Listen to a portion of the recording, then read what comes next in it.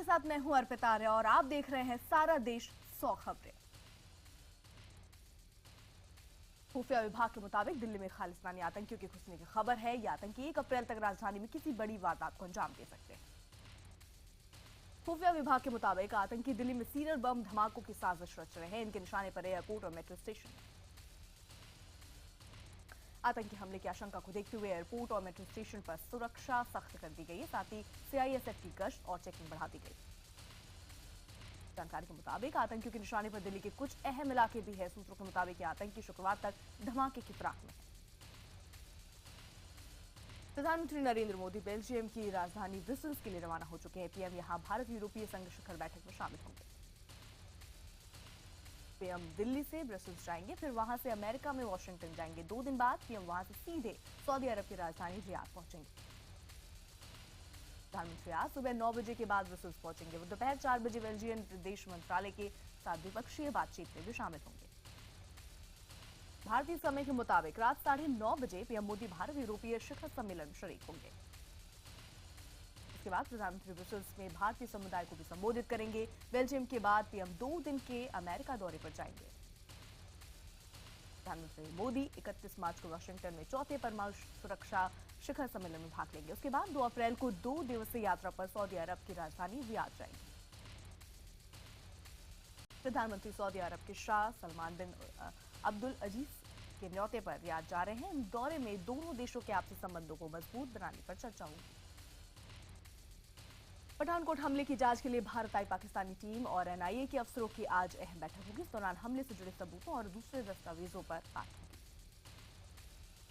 मंगलवार को पाकिस्तानी जांच टीम ने पठानकोट में हमले वाली जगह का दौरा किया। एनआईए के डीजी शरद कुमार ने बताया कि पाकिस्तानी टीम संतुष्ट है।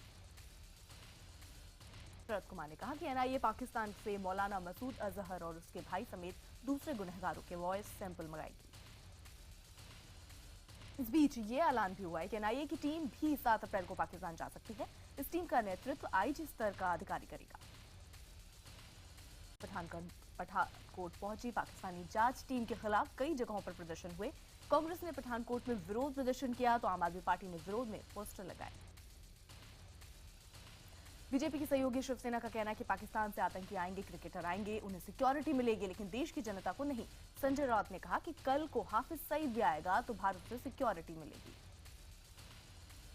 उत्तराखंड में मचे सियासी घमासान के बीच केंद्र सरकार ने राष्ट्रपति से संसद के सत्रावसान की सिफारिश की है। केंद्र के मुताबिक राज्य में बजट अध्यादेश लाने के लिए ऐसा करना जरूरी है। इस बीच नैनीताल हाईकोर्ट से पूर्व मुख्यमंत्री हरीश रावत को बड़ी राहत मिली। कोर्ट ने कांग्रेस को 31 मार्च को बहुमत साबित करने के लिए कहा है। राष्ट्रपति शासन को चुनौती देने वाली कांग्रेस की याचिका पर सुनवाई के दौरान हाईकोर्ट ने यह फैसला सुनाया। वोटिंग में कांग्रेस के बाकी विधायक भी हिस्सा ले सकेंगे। हाईकोर्ट ने 9 बागी विधायकों के वोट को लिफाफा बंद करके कोर्ट में लाने को कहा। सभी विधायकों के वोट 1 अप्रैल को 2 बजे कोर्ट के सामने खोले जाएंगे। वोटिंग की प्रक्रिया की निगरानी के लिए कोर्ट के एक रजिस्ट्रार की नियुक्ति की गई है, जो बहुमत साबित करने की प्रक्रिया पर नजर रखेगा। नैनीताल हाईकोर्ट के फैसले को कांग्रेस ने अपनी जीत बताया है। कांग्रेस के मुताबिक इस फैसले ने बीजेपी और पीएम मोदी को आईना दिखाया है। वहीं कांग्रेस के बाकी विधायक इसे अपनी जीत बता रहे हैं। उनका कहना है कि स्पीकर ने अवैध तरीके से उनकी सदस्यता खत्म कर दी थी, लेकिन कोर्ट ने उन्हें दोबारा सदन में जाने का मौका दिया। उधर बीजेपी का कहना है कि कांग्रेस को खुश होने की जरूरत नहीं है, क्योंकि वो बहुमत सिद्ध नहीं कर पाएंगे और उनकी हार निश्चित है। केंद्र सरकार नैनीताल हाईकोर्ट के फैसले के खिलाफ हाईकोर्ट के डिविजनल बेंच जा सकती है। वहीं बागी विधायकों को वोटिंग का अधिकार देने के खिलाफ कांग्रेस भी डिविजनल बेंच में जाएगी। दिल्ली के मुख्यमंत्री अरविंद केजरीवाल ने भी केंद्र पर उनके विधायकों को खरीदने की कोशिश करने का आरोप लगाया। साथ ही उन्होंने चिताया कि उनका एक भी विधायक खरीद कर दिखाएं। उत्तराखंड में राष्ट्रपति शासन लगाए जाने के खिलाफ बिहार के बेतिया पीएम मोदी और उनके मंत्रियों के खिलाफ मुकदमा दर्ज कराया गया। याचिका में कहा गया है कि विधानसभा में शक्ति परीक्षण से ठीक पहले राष्ट्रपति शासन लगाकर पीएम मोदी और उनके मंत्रियों ने लोकतंत्र की हत्या की। बीजेपी महासचिव राम माधव ने आरक्षण जारी रखने की वकालत की। उन्होंने कहा कि सब पिछड़ों और सताए लोगों को आरक्षण मिलना चाहिए। माधव ने कहा कि सदियों तक कुछ वर्गों को स्वास्थ्य और शिक्षा से वंचित रखा गया। इन सबको खत्म करने के लिए आरक्षण लागू किया गया और ये आज भी प्रासंगिक है। भारत माता की जय बोलकर ट्विटर पर आए सलीम खान पहले ही ट्वीट में संघ प्रमुख मोहन भागवत की जमकर तारीफ की। सलीम खान ने संघ प्रमुख मोहन भागवत के बयान का समर्थन करते हुए भारत माता की जय नहीं कहने वालों को आड़े हाथों भी लिया। जेएनयू में देश विरोधी नारेबाजी के मामले में कुछ और लोगों की गिरफ्तारी हो सकती है, इनमें से ज्यादातर जेएनयू से बाहर के ही हैं। सूत्रों के मुताबिक दिल्ली पुलिस की स्पेशल टीम इन लोगों की पहचान कर चुकी है और जल्द ही इन्हें गिरफ्तार किया जा सकता है। हैदराबाद यूनिवर्सिटी में रोहित वेमुला की आत्महत्या मामले में कांग्रेसी दल ने आज राष्ट्रपति से मुलाकात की। कांग्रेस का कहना है कि वीसी पर अत्याचार एक्ट में केस दर्ज है, लेकिन उसके बावजूद पुलिस उन पर कोई कार्रवाई नहीं कर रही। मुंबई के कलीना यूनिवर्सिटी के बाहर एबीवीपी और यूसीडीआई के छात्रों के बीच जमकर हंगामा हुआ। दोनों पक्षों ने एक दूसरे के खिलाफ जमकर नारेबाजी की। दरअसल एबीवीपी के छात्र जेएनयू का सच नाम के कार्यक्रम का आयोजन करना चाहते थे, जिसका यूसीडीआई के छात्रों ने जमकर विरोध किया। शिवसेना नेता उद्धव ठाकरे ने वीर सावरकर को भारत रत्न देने की मांग की है। उन्होंने कहा कि ऐसा करके सरकार इस क्रांतिकारी नेता को लेकर चल रहे विवाद पर कांग्रेस का मुंह हमेशा के लिए बंद कर देगी। राजस्थान के टोंक में केंद्रीय मंत्री संजीव बालियान ने किसानों के मुद्दे पर विवादित बयान दिया। बालियान ने एक किसान से कहा कि अगर आत्महत्या करनी है तो कर लो। दरअसल गिरिराज नाम का एक किसान युवक में गांव में बिजली सप्लाई नहीं होने की शिकायत करने पहुंचा था। उसने कहा कि अगर उसे मदद नहीं मिली तो खुदकुशी कर लेगा। बीजेपी अध्यक्ष अमित शाह ने पश्चिम बंगाल की ममता सरकार पर जमकर निशाना साधा। टीएमसी और बीजेपी के रिश्तों पर उन्होंने कहा कि हमारी तरफ से कोई मैच फिक्सिंग नहीं है और ना ही टीएमसी इसकी हकदार है। शाह ने पिछले दिनों सामने आए स्ट्रिंग का जिक्र करते हुए कहा कि अगर टीएमसी नेता निर्दोष है तो ममता इस मामले की सीबीआई जांच की सिफारिश करें। कांग्रेस उपाध्यक्ष राहुल गांधी ने असम में रैली के दौरान पीएम मोदी पर वार किया। उन्होंने कहा कि मोदी आते हैं, वादे करके चले जाते हैं। राहुल ने कहा कि महंगाई बढ़ रही है, लेकिन पीएम इस बात पर चिंता नहीं कर रहे हैं। राहुल ने आरोप लगाया कि केंद्र सरकार के एक मंत्री संसद में विजय माल्या से मिले, जिसके बाद माल्या विदेश भाग गए। बीजेपी ने राहुल गांधी पर पलटवार करते हुए कहा कि माल्या हमेशा से कांग्रेस के करीबी थे। मनमोहन सिंह ने ही किंगफिशर को बचाने के लिए 3100 करोड़ का बेल आउट पैकेज दिया था। कर्ज में डूबे तेलंगाना में विधायकों की सैलरी बढ़ाने का बिल विधानसभा में पास हो गया। अब मुख्यमंत्री की सैलरी 2,44,000 से बढ़ाकर 4,21,000 रुपए हो जाएगी। वहीं सभी मंत्रियों की सैलरी 2,42,000 से बढ़ाकर 4 लाख करने का प्रस्ताव है, जबकि विधायकों की सैलरी 95,000 से बढ़ाकर 2.5 लाख करने का प्रस्ताव है। बीजेपी महिला कार्यकर्ताओं के साथ छिड़खानी के मामले में महाराष्ट्र के मुख्यमंत्री देवेंद्र फडणवीस ने जांच के आदेश दिए। राज्य महिला आयोग इस मामले की जांच करेगी। महाराष्ट्र बीजेपी ने भी इस मामले की जांच के लिए एक कमेटी बनाई है। समिति में पार्टी के 3 वरिष्ठ महिला नेता और विधायक हैं। मुलायम सिंह यादव की छोटी बहू अपर्णा यादव लखनऊ कैंट से टिकट मिलने से नाराज है। उनको लगता है कि ये सीट उनके लिए सुरक्षित नहीं। अपर्णा के करीबियों के मुताबिक टिकट मिलने के साथ ही उन्हें यहां से हारने का डर सता रहा है। अपर्णा मुलायम सिंह यादव की छोटी बेटी प्रतीक यादव की पत्नी है। पाकिस्तान सरकार ने बलूचिस्तान में गिरफ्तार भारतीय कुलभूषण के कथित कबूलनामे का वीडियो जारी किया है। भारत सरकार ने इस कबूलनामे को बेबुनियाद बताया है। भारत सरकार ने पाकिस्तान सेना के दावों को खारिज करते हुए जासूसी कराने के आरोपों को नकारा है। भारत सरकार ने कहा कि जाधव से उनका कोई लेना देना नहीं।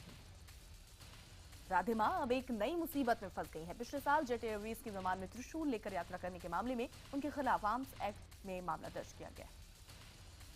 घरेलू एयरपोर्ट पुलिस स्टेशन में ये एफआईआर दर्ज की गई है। अंधेरी कोर्ट ने राधे मां, जेट एयरवेज और सीआईएसएफ के खिलाफ एफआईआर दर्ज कराने के आदेश दिए। बीएसपी नेता नसीमुद्दीन सिद्दीकी ने कहा कि 2017 विधानसभा चुनाव में बहुजन समाज पार्टी किसी भी दल से गठबंधन नहीं करेगी।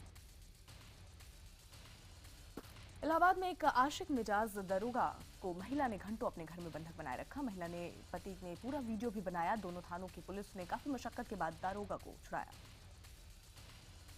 महिला का आरोप है कि दारोगा उसे बार बार फोन करता था, इसलिए सबक सिखाने के इरादे से घर पर बुलाकर उसे बंधक बना लिया। वहीं दारोगा सफाई दी कि महिला ने उसे सट्टा पकड़वाने के बहाने घर पर बुलाया और गेट में ताला जड़ दिया। हालांकि दारोगा इस बात की सफाई नहीं दे सके कि आधी रात को वो बिना वर्दी और फोर्स लिए महिला के घर क्यों गए। यूपी के फतेहपुर जिले में सपा महिला सभा की प्रदेश सचिव फहमीदा बेगम ने अपनी सहयोगी महिलाओं के साथ जिला सरकारी अस्पताल में सरेआम एक महिला को जमकर पीटा, फिर महिला को अस्पताल से बाहर फेंकवा दिया। दलाली की शिकायत में सपा नेता अस्पताल पहुंची थी। पहले तो नेता और उनके लोगों ने इमरजेंसी में तैनात डॉक्टर को जमकर हड़काया। उसके बाद दलाली के आरोप में एक महिला को पीटना शुरू कर दिया। मध्य प्रदेश के इटारसी में एक युवक को ट्रेन की खिड़की से बांधकर पिटाई का सनसनीखेज वीडियो सामने आया। पानी पीने को लेकर विवाद हुआ और कुछ लोगों ने युवक को ट्रेन की खिड़की से बांध दिया। आरोपियों ने पीड़ित की बेरहमी से पिटाई भी की। उन्होंने पीड़ित के कपड़े उतार दिए, लेकिन ट्रेन में बैठे किसी भी शख्स ने पीड़ित की मदद नहीं की। यह घटना 25 मार्च की है। नोएडा अथॉरिटी को लेकर IBN7 की खबर का बड़ा असर हुआ है। अथॉरिटी के चेयरमैन रमा रमण ने मामले की जांच के आदेश दिए हैं। IBN7 ने सोमवार को दिखाया था कि किस तरह से नोएडा अथॉरिटी में ठेकेदारों के नाम पर घपला किया गया। अथॉरिटी में कई कर्मचारी ठेकेदारों के जरिए काम करते हैं, लेकिन एक RTI में के जरिए अथॉरिटी में जिन 11 ठेकेदारों के नाम मिले हैं, उनमें से कई ठेकेदार उस पते पर रहते ही नहीं। अथॉरिटी के उन ठेकेदारों के बारे में किसी को कोई जानकारी नहीं, यहां तक कि कर्मचारियों को भी इस बात पर कुछ भी पता नहीं। सुप्रीम कोर्ट ने सुब्रत रॉय सहारा की रिहाई पर अहम फैसला सुनाया। एससी ने सेबी से सहारा की संपत्ति बेचने को कहा। सेबी ने देश में सहारा की 86 संपत्तियों की लिस्ट दी है, जिन्हें बेचा जा सकता है। संपत्तियों की बिक्री की निगरानी सुप्रीम कोर्ट के रिटायर्ड जस्टिस BN अग्रवाल करेंगे। सेबी इस काम में किसी एजेंसी की मदद लेने के लिए स्वतंत्र है। इलाहाबाद जंक्शन से चंडीगढ़ के बीच चलने वाली ऊंचाहार एक्सप्रेस अब 10 अप्रैल से प्रयाग स्टेशन से ही चलेगी। इलाहाबाद जंक्शन पर ट्रेनों का दबाव कम करने के लिए ऐसा किया गया है। इसके साथ ही नवरात्र के मौके पर इलाहाबाद चुनाव पैसेंजर और इलाहाबाद मुगल सराय पैसेंजर में भी दो एक्स्ट्रा जनरल कोच बढ़ाए जाएंगे। हालांकि इसके बदले यात्रियों से मेला सरचार्ज वसूला जाएगा। कार्बेट नेशनल पार्क में एक बार फिर एक हाथी के बच्चे की मौत हो गई। मामला बिजरानी रेंज के फूलताल ब्लॉक का है। पोस्टमार्टम में बाघ के हमले में घायल होने की बात सामने आई है। मिर्जापुर में होली मिलन के बहाने ज्ञानपुर से समाजवादी पार्टी के बाहुबली विधायक विजय मिश्रा ने विजय जश्न मनाकर अपनी ताकत का एहसास करवाया। दरअसल मिश्रा की पत्नी रामलली मिर्जापुर सोनभद्र MLC सीट से जीती थी। समारोह के लिए कलाकार दुबई से बुलाए गए तो स्थानीय नेता ने उड़न खटोले से एंट्री की। मध्य प्रदेश के सिवनी में नशे में धुत चपरासी ने तहसीलदार की गाड़ी के नीचे लेटकर जमकर हंगामा किया। बताया जा रहा है कि चपरासी को 8 महीने से वेतन नहीं मिल रहा था।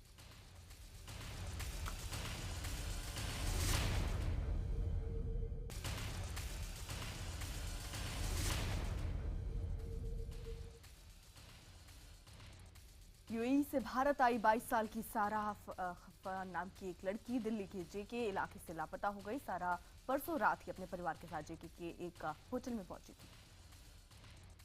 सारा सुबह करीब 6 बजे बुर्का पहनकर होटल से निकली थी, लेकिन वापस नहीं आई। सारा को सिर्फ अरबी भाषा बोलने आती थी। उसके पास पैसे भी नहीं थे। दिल्ली पुलिस ने लूट के आरोप में राष्ट्रीय स्तर के एक वेट लिफ्टर को गिरफ्तार किया। आरोपी हरियाणा के गोहाना का रहने वाला है। पुलिस के मुताबिक अपनी गर्लफ्रेंड को गोवा घुमाने के लिए फरवरी में रोहिणी के एक व्यापारी से लाखों रुपए लूटे थे। इस मामले में कुछ और आरोपियों की भी गिरफ्तारी हो सकती है।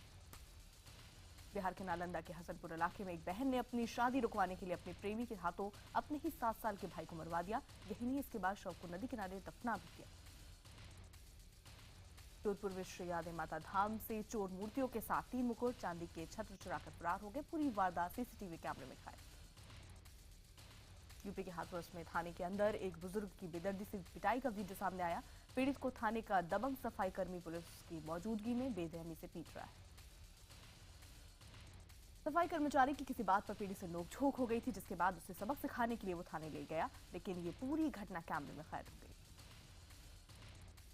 विद्या बालन ने अपनी नई फिल्म कहानी 2 की शूटिंग पश्चिम बंगाल में शुरू कर दी। विद्या ने ट्विटर पर लिखा, कहानी 2 की शूटिंग का पहला दिन। शाहरुख खान की फिल्म चक दे इंडिया के स्टार शुभी मेहता शादी के बंधन में बन गई। उन्होंने चक दे की कास्ट के साथ शादी के जोड़े में फोटो पोस्ट की। टाइगर श्रॉफ अपनी गर्लफ्रेंड दिशा पाटनी के साथ डेट पर बैटमैन वर्सेस सुपरमैन फिल्म देखने पहुंचे। 2004 में आई फिल्म जूली का सीक्वल बनने जा रहा है। जूली 2 में राय लक्ष्मी मुख्य भूमिका निभाती नजर आएंगी। राय लक्ष्मी साउथ की फेमस एक्ट्रेस है।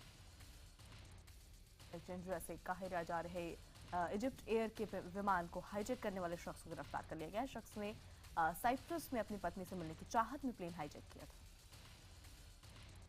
अमेरिका के व्हाइट हाउस के बाहर परमाणु हथियार के खिलाफ एक विरोध प्रदर्शन दिन के 24 घंटे जारी रहता है। खास बात यह है कि यह प्रदर्शन साल 1981 से चल रहा है। अर्जेंटीना में एक बस में एक महिला ने लड़कियों की जमकर पिटाई की और बाल पकड़कर घसीटते हुए उसे बस से निकाल दिया। इस लड़की ने महिला का पर्स चुराया था। बर्मिंघम में एक रिसाइकल सेंटर में भीषण आग लगने से 800 टन मेटल और प्लास्टिक जल गए। जहरीले धुएं के चलते स्थानीय लोगों को खिड़कियां बंद रखने की हिदायत दी गई। पोलैंड के सुदूर दक्षिण इलाके में पटाखे की दुकान में आग लगने से हुए विस्फोट में एक जर्मन समेत 8 लोग घायल हो गए। जर्मन के बॉर्डर से लगने के कारण इस इलाके में जर्मन भी खरीदारी करने आते हैं। अगस्त में होने वाले ओलंपिक खेलों की सुरक्षा के मद्देनजर अमेरिका और ब्राजील के सैनिकों ने मिलकर Rio de Janeiro mock drill की। रूस के राष्ट्रपति ने पुष्टि की है कि वो सीरिया के पाल्मिरा शहर में विस्फोट को हटाने के लिए सेना और उपकरण भेजेंगे। पाल्मिरा शहर में आईएसआईएस ने जमकर उत्पात मचाया था। पाकिस्तान की राजधानी इस्लामाबाद में भारी तादाद में लोग सड़कों पर उतरे और विरोध प्रदर्शन किया। प्रदर्शनकारियों ने बसों और इमारतों को भी नुकसान पहुंचाया। ये लोग मुमताज कादरी की फांसी का विरोध कर रहे थे। भारतीय बल्लेबाज विराट कोहली एक बार फिर टी20 के टॉप बल्लेबाज बन गए हैं। वर्ल्ड कप के ग्रुप स्टेज के बाद आईसीसी रैंकिंग में विराट ऑस्ट्रेलियाई बल्लेबाज एरॉन फिंच को दूसरे नंबर पर ढकेलकर फिर से टॉप पर आ गए। वर्ल्ड टी20 का पहला सेमीफाइनल आज खेला जाएगा। दिल्ली में इंग्लैंड और न्यूजीलैंड के बीच ये मुकाबला शाम 7:30 बजे खेला जाएगा। भारतीय टीम जुलाई अगस्त में 4 टेस्ट मैचों की सीरीज के लिए वेस्टइंडीज का दौरा करेगी। हालांकि अभी तारीख का ऐलान नहीं हुआ। इंडियन क्रिकेट बोर्ड के प्रेसिडेंट ने इसका ऐलान किया। जहीर खान को इस सीजन के लिए दिल्ली की आईपीएल टीम का कप्तान बनाया गया। पिछले साल से दिल्ली डेयरडेविल्स के साथ जुड़े जहीर ने इसे बड़ा सम्मान बताया।